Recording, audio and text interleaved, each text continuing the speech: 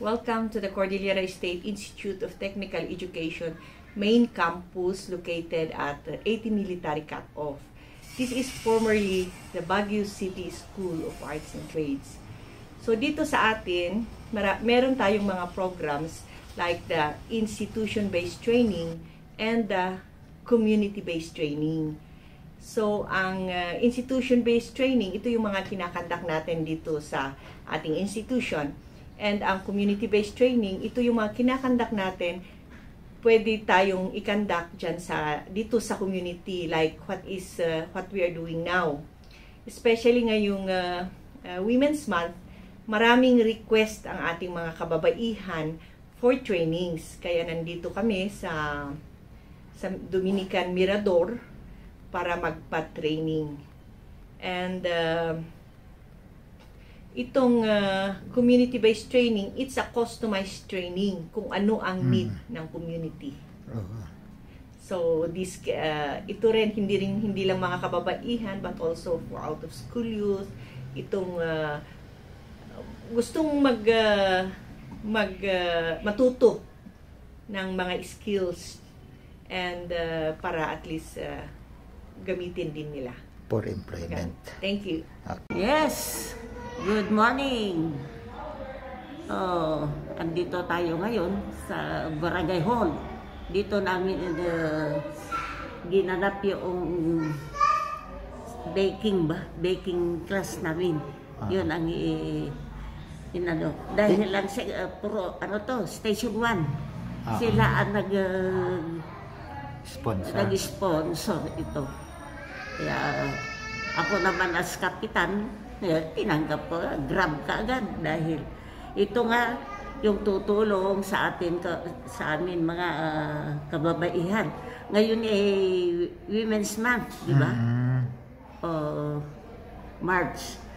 Kaya napakagandang gawain ito ng mga kababaihan. Alam mo naman, ang kababayan, sa bahay, magaling magluto. Pero itong tinuturo ngayon, baking, napakaganda. Pag magaling ka ng mag-bake na yan, pwede kang kumita. Tutulong ka rin doon sa asawa mo. Hindi lang kasi asawa natin ang mga magtatrabaho. Oo. Kailangan, sa panahon ito, kailangan nyoong tayo mga babae, kababaihan, tulungan natin ang mga asawa natin. Parang maganda ang kahinatnan itong itinuturo noon ng mga taga-TESDA ba. Maganda, TESDA. Alam mo ba ang TESDA? Napakaraming trabaho ngayon doon sa abroad. Yung mga napapag-graduate nila, andun na sila sa abroad. Kaya maganda. May in situ ba sila, Kap, dito? May. Mabibigyan sila ng in situ certificate?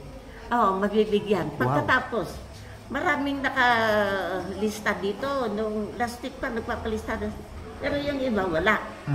Kaya hindi dapat mabigyan yung wala. Dahil baka ngay, yung nagagamitin niya pupunta sa abroad, wala siyang nalalaman. Wala. Kaya marami yatang mga itong helper, domestic helper na pumupunta sa abroad. Correct. Ang dami yung, dahil galing ako abroad din noong 1991. Kaso nga, maganda rin ang ko doon, hindi ko ipinag-iayabang sa paglilinis. Hindi dyan. Kahit hindi ako pumasok ng TESDA, alam ko yung mga din sa pag-asikaso sa loob ng bahay. Ang pagluluto, meron din akong alam. Sa baking kasi, nung high school ako, ang kinuha kong School of Arts, La Union School of Arts and Trades. Wow. Doon ako galing. Nag-graduate ako doon. Kaya yung itinuturo ni Madam kanina yan, yung mga, yung material, equipments ba? Na gagamitin mo dyan sa baking. Alam ko. Correct measurements. Oo. Pag measure mo doon, paggawa mo ng mga kwan. Maganda. Kung magkamali ka man sa pagsusukat, di palitan mo uli. Gumawa ka ng kwan. Parang mas satisfied ang mga kakain, hindi ka ano doon sa, hindi ka mapagsabihan yung mga kumakain niya, uy, ginawa mo, hindi maganda, hindi ganun, ayaw ko yung ganyan. Kaya nandyan nga ang TESDA para mapaganda mo lalo ang gagawin mo. Lulutuin mo o ibibig mo dyan. Pati yung buhay mo, Kap. Oo, pati ang buhay natin. Gaganda. Gaganda. Oo. Correct. Kaya tayo mga kababaihan, huwag natin kalimutan ang TESDA. Kung naman yan, hindi ka naman gagastos dyan eh. Libre-libre nga yung ibang inaano nila dyan. Kagaya ito, dito sa Barangay Dominican Mirador. Isang kwanda namin yan. Dahil nandyan ang TESDA. Napakaganda. Pati yung nagtuturo dito, maganda. I appreciate. Hindi yung kunwari nakasimangot. Maganda. Maganda yung nagtuturo. Maganda yung pagtuturo niya. Happy kami dyan. Systematic. Ang mga kababaihan. Siguro sa next Saturday nandito na naman siya. Sila kaya ang TESDA talaga number 1 yan. Mula noong yung TESDA, ang daming pumupunta sa barangay nga kumukuha ng gusto nilang pasok din dyan sa TESDA. Kaya hindi lang naman ko ang nabibigyan namin para makapasok. Hindi yung age ang inaano nila doon sa TESDA. Matanda ka naman, mga bata, lalo itong matatanda, hindi naman yung matanda na uugod-ugod, hindi na pwede doon. Dahil kung wala kang na sasakyan na pupunta doon, hindi ka makarating kung uugod-ugod ka na. Kaya kailangan magsakripisyo ka talaga na makapag-aral na ituturo ng mga TESDA. Okay. Wala na. Kaya wala na. Sa susunod na Sabado, kung makapag-start na kami ngayon at maganda ang kukunan mo na naman kami ng statement. Parang ano ba? May pakita din namin sa mga kaparis namin na kababaihan. Hindi kami mahihiyang mag-yaya sa kanila na mag-ano sa TESDA. Okay. Yeah. Okay, Kap. Okay. Thank you. Thank you. Thank you. Good morning. I'm Corporal May Pascual, currently assigned at Station 1, BCPO. And in behalf of our station commander, Police Major Dencio Dayao, ngayon po nag-organize tayo ng training for our women's ng Dominican po. This training is in cake making po in partnership with the Cordillera State Institute of Technical Education. Mga women's po ng Dominican Mirador. Barangay. Ano yung objectives nito, ma'am? So, sa part po ng PNP, gusto po naming maging ay makatulong sa mga kababaihan through coordinating with the different agencies po ng ating government, like po yung sa Cordillera State Institute nga po of Technical Education. And also, we want to partner with our women and mobilize them as Women's Brigade po, lalong-lalo na po sa ating mga kabataan ngayon kasi marami pong napapariwara and gusto po natin silang i-train para magkaroon din po sila ng skills na pwedeng ituro sa ating mga kabataan na pwede rin po nilang magamit para hindi po sila mapariwara. Kasi po yung idle time po ng mga bata, yun po yung pinapasukan po ng mga masasamang loob na nag-i-introduce ng vices like smoking, drinking, and yun pong graffiti natin kasi umiiral po yung graffiti natin ngayon sa city. And mostly po ang gumagawa nun is mga kabataan.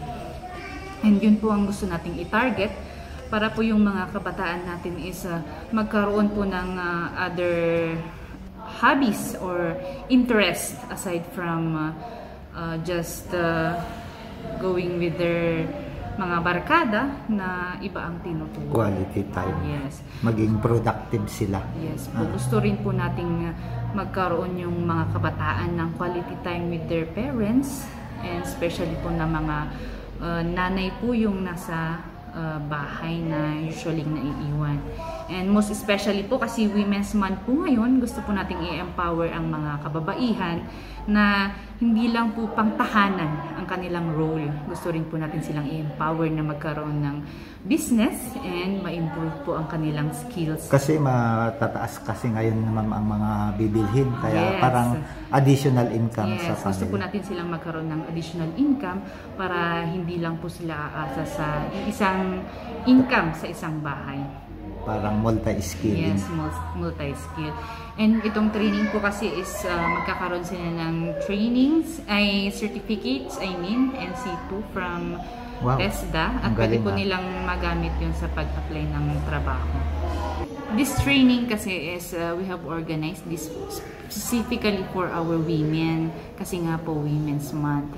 And this training does not only hindi lang po ito para sa kanila, ito po ay para din sa kanilang pamilya, lalong-lalo na po ngayon at tumataas ang ating bilihin, lalo kasi nga po sa inflation. And we want to introduce other source of income. Innovation. Yes. We want to innovate other source of income for Correct. our women. And yung training nga po is gusto rin po nating maging sustainable, kaya ang mangyayari po is that after po ng training nila, sila naman po ang magpapatrain sa other constituents para po mag-expand po yung ating knowledge and skills trainings, para hindi lang po maging stagnant sa ating women's brigade na tinetrain. Gusto po rin po nating maisali ang ating community, especially po doon sa mga less fortunate na mga kababaihan. Correct. And then yung mga victims po natin ng Maltreatment. Bawsi. Yes, maltreatment mula sa kanilang mga asawa.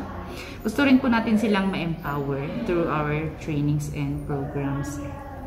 And yun nga po, through these trainings and programs, gusto rin po nating mapalawak ang kaalaman ng ating kababaihan, and gusto rin po natin silang matap para maging Productive Yes, citizens. productive, and our force multipliers din po, lalong-lalo na po at tumataas po ang ating crimes involving minors, and alam po naman natin na mostly ang mga kabataan po ay mga nanay ang kasama sa bahay, kaya gusto rin po natin silang mai-train and Mag-contribute.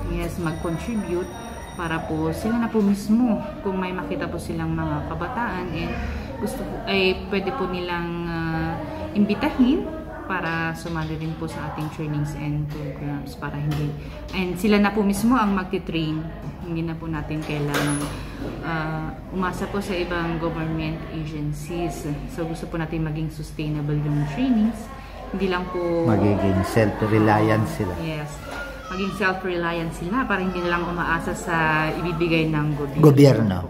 Okay. And sa atin po kasing kapulisan, napakalaking tulong po ng ating Women's Brigade sa pag-solve po ng ating crime and pag-watch po sa yung neighborhood watch po, kasi po actually sa gabi po hindi lang po mga kalalakihan ang nag-duty, yung mga tanod, may mga kababaihan din po tayo, and gusto po natin silang itap and empower, lalong-lalo na po ngayong Women's Month, para makita po nila ang kanilang mga Roles and responsibilities. yes, roles and responsibilities, and ang kanilang mga potential po bilang kababaihan. And yun po ang ating gustong i-target ngayon sa ating training.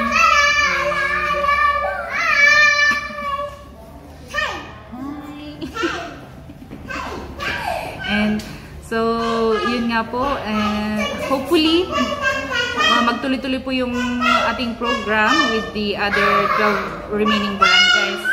So, duminigan po muna ang ating pioneer barangay, and then we will proceed with the other barangays as the days goes by. Yan lang po. Thank you, ma'am. Yeah.